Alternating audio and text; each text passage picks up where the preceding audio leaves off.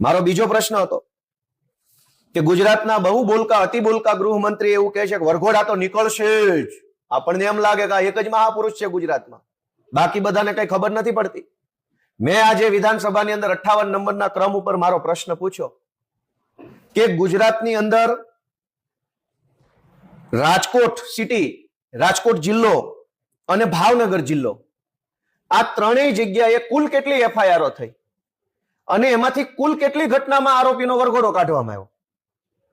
તો વરઘોડા તો નીકળશે જ કહેનારા કવિશ્રીએ જવાબ આપ્યો મને કે 96,221 એફઆઈઆરો નોંધાય આખા આ રાજકોટ અને ભાવનગરની અંદર.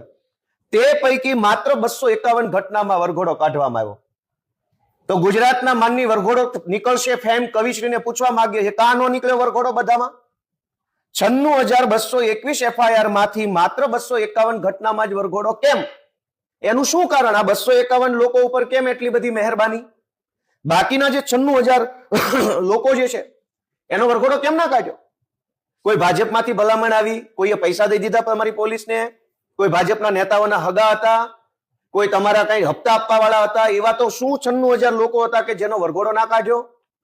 કવિ તો એવું કહેતા હતા કે બધાના વરઘોડા નીકળશે, તમામ એ ટુ ઝેડ ના નથી નીકળ્યા. ગરીબોના નીકળ્યા, નાના માણસના, લાચાર માણસના, ફેરિયાઓ, હાવ જેનો કોઈ આધાર ટેકો ન હોય સમાજમાં, રાજનીતિમાં, ક્યાંય એવા લાચાર માણસના વરઘોડા કાઢી રીલો બનાવી વાહવાહી લૂંટનારા કવિશ્રી વરઘોડો તો નીકળશે ટાઈપના કવિને કહેવા માંગીએ છીએ કે 96,000 લોકોનો વરઘોડો નહીં કાઢીને આટલી મહેરબાની કોના કહેવાથી તમે કરી?